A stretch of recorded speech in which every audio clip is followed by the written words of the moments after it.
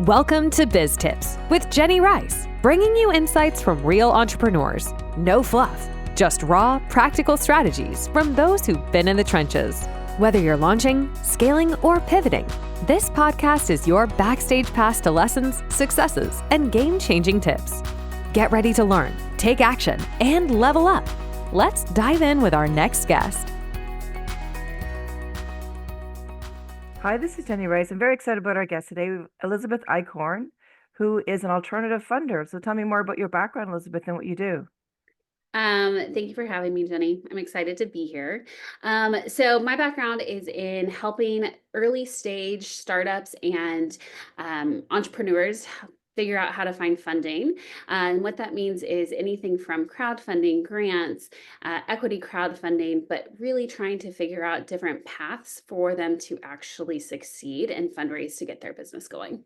That's great. And from what you told me earlier is that you went through that yourself and learned the ins and the outs of how best to do that, what challenges to overcome and things like that. So it's really great that you have that perspective and that experience too.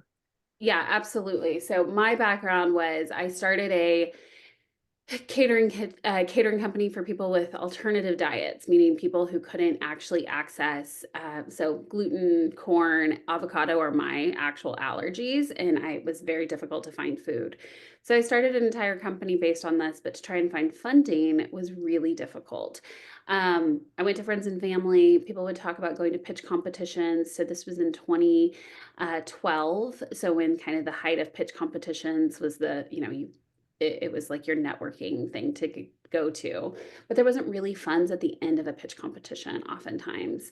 And so I turned, funny enough, to crowdfunding and had no idea the difficulty it would be, but I spent about 3 months researching, navigating, understanding the ins and outs of it, and actually paid really close attention to the board gaming world. My husband is a gamer, so he actually was very, very good and instrumental to help me and just kind of push me into, hey, you should really check out how this industry raises money and raises capital. And so I did, and I was successful at raising through a crowdfunding platform. And I kid you not, it was from that point forward, it was like people were just coming out asking for help all the time. And I was like, wow, what did I tap into? And so I started really leaning into, um, the ability to say, okay, first off, asking for money is really difficult for anybody, but I have the ability to kind of encourage and help people through that. So that's what I do. That's great. So you learned the process yourself. Now you help other, and tell me more about who your clients you serve. You mentioned pretty well newcomers, startups, small businesses. I do mainly focus on women-owned businesses or marginalized companies or marginalized founded companies. And the reason for that is because those are the population that have the hardest time to figure out what is the funding strategy and to actually get funds needed to start their business.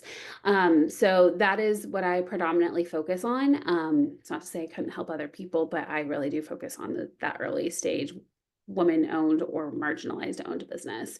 And I help industries from all over. So currently I'm helping a company who's doing tarot cards, as well as a company who's a nonprofit, as well as a company who is doing an education-based company. So my strategy with each of them is a bit different, but my goal is to really help fine tune and finesse their essentially their market, or excuse me, their money making or their fundraising plan.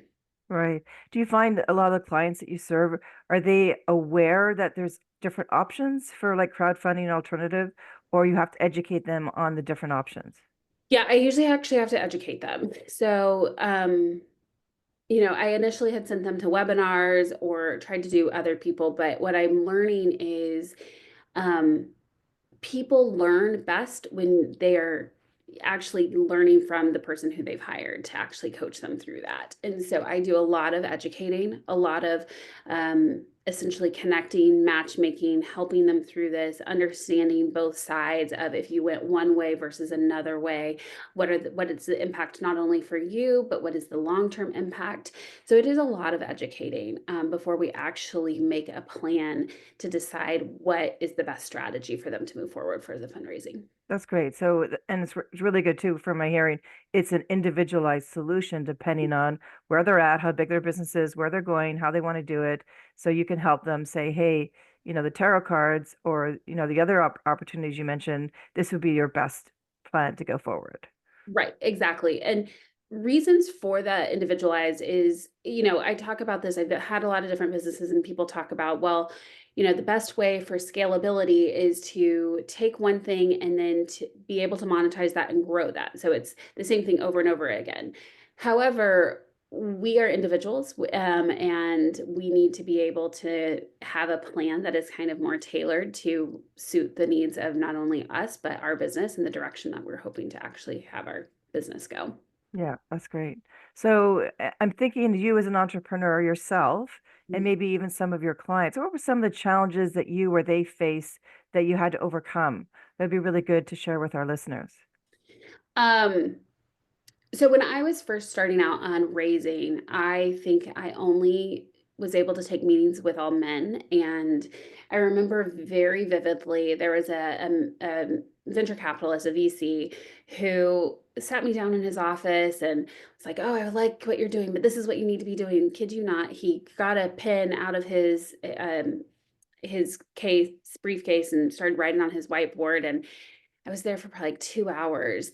And I just remember sitting there so well, and I mean, it's so vivid in my mind, that here's a person who hasn't asked me a single question, hasn't really gotten to know me, hasn't understood the background of what it is that I am doing and where I'm trying to go, and just immediately told me that this is how I need to shift and change my entire model to make it make sense and for him to actually give me any money.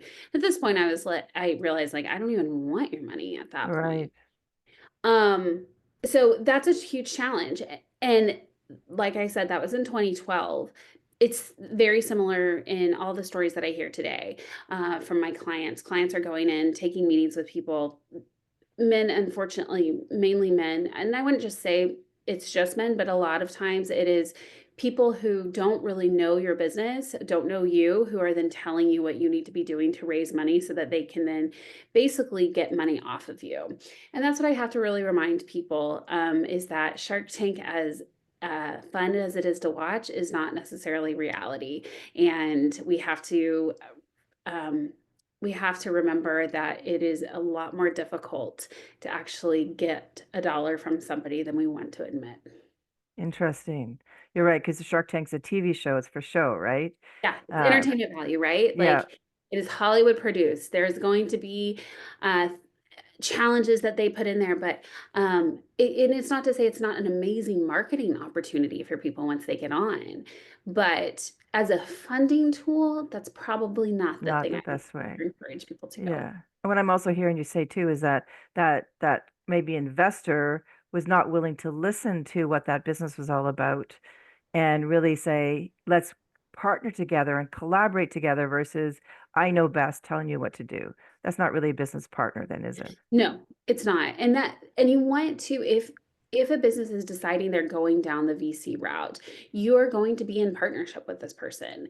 And it's not just this exchange of money. And that's what I also want to point out is it does not matter what platform you go on or what avenue you end up taking. Money isn't free, unfortunately. And there's going to be everything from rewards-based crowdfunding to even grants, there's going to be something that people are receiving in return. Right. So it's a two-way street. It's not going to be, hey, have some money, go run with it. There needs to Right. be, whether it's an investment, return on that investment, or grants, like you said, different requirements and things like that. So Absolutely. yeah, Well, and that even goes into impact raising and impact funding. So if you have an investor who's really focusing on impact, they want to ensure that their money is helping actually create the kind of impact that they're hoping to see in the world too. that's great. That's great. That's a really good motivator for them to want to invest in that to make a Right. difference in the people Yeah. that are doing that. Very Yeah. exciting. I can see you feeling a really requirement and need for businesses because we want to see those businesses grow and be successful. And if they need that capital investment up front, where do they go get it? You can help them find that. Yeah, I can. And my job at first is I will be asking a lot of questions just to kind of help really understand, do they really need external investment? Do they really need to go get this money from somebody else? I'm a really big proponent on revenue-based like models and understanding like how do we get you to a revenue generating business model versus do we need to actually have an influx of cash or external cash to actually make it make sense for you to kind of get your business to where it needs to be. I overheard a recent friend of mine gave a talk over the weekend, and this was a really great reminder to me, which is fundraising is not just one and done. And I have to tell that to my clients too. But the thing that I took away from her talk was fundraising helps you get to the milestone at that time. So raise enough to help you get to X milestone, then you'll have to raise to get to Y milestone, because that's the goal versus this whole thing of I'm going to do a whole big raise and everything that I am going to be able to need is going to come from that one raise. That's not reality. Right. Well, that's good to educate people too, that you said it's not one and done. This is progress, which is really good because then you reach that milestone. You want to increase your milestone and a new challenge, a new goal to achieve, right? Yeah, absolutely. Which is really exciting because, the sky's the limit when it comes to opportunities like that, right? So Yeah. And I think that just goes to show like we as human beings can only take on so much at a time, but we stretch ourselves each time we're doing that. And so then we can stretch ourselves more and continue to actually yeah, expand our yeah, opportunity. that's a great way to look at it too. So because we want that, it's not like let's get my money invested and get it going. No, let's, this level, then the next level, et cetera. So Yeah, wonderful. absolutely. Well, as Absolutely. we look to the end of the podcast, do you have any tips for other entrepreneurs that you can share with them? I think first off is to don't just jump in and assume that this is going to be everything and it's going to be life changing. I think fail fast if you need to, and then be able to pick yourself back up again, dust yourself off, and just keep on going. I also think that be willing to hold your ideas loosely because we are going to be coming from one perspective and we need to be able to reach a multitude of customers. So hear from other people, be willing to listen, be willing to ask questions, and be willing to try something, especially when it comes to fundraising that you may not have thought of before. That's great. So be open-minded, be open to listening, opening to feedback, and which is really exciting because they're really creating their own future and their own goals for what they want. So let's be open because it could move a little bit, Right. which is a good thing Right. because then you're on the right path to getting there. Love it. Yeah, That's great. Really good absolutely. insight. Yeah. Yeah. And I just want people to just try. Like, I think that's my biggest thing is, don't let fear stop you Yes. from living a life and trying something you want to try. Yeah, I'm a firm believer in that. I go for the A plus, but it's okay. An A or an A minus is okay if you're moving forward, right? It's not stop until you get the A plus. No, move forward, and always continually. I like to use the analogy of sometimes you're building the plane while you're flying it. Absolutely. And I've been in multiple startups that is exactly what we're doing. I tell my staff right now that we are doing daily incremental shifts and improvements. Oh, wonderful. And if we can do small little things on a daily basis to continue to improve, it's remarkable how the customer service, everything about it from, your whole entire end-to-end procedures are remarkable. And people don't really see the kind of shifts because you're making them every day versus if you waited every 6 months or every year to make really big changes that can be really harming to a customer. Yeah, so step into little changes as you go. That's another Absolutely. great tip. Really good one. Good way to end this podcast. Thank you so Yeah. much for being a guest. It's been great. I've learned something, so I appreciate it. Yeah. Well, thank you so Yeah. much, Jenny, for having me. I hope you have a great rest of your day. Yeah, thank you so much. It's Elizabeth Eichhorn here on my podcast. This is Jenny Rice signing off. Thank you so much. That's a wrap on this episode of BizTips. For more insights, join us online. We share exclusive tips, resources, and strategies to help you grow and scale your business. Until next time, keep building, innovating, and making an impact.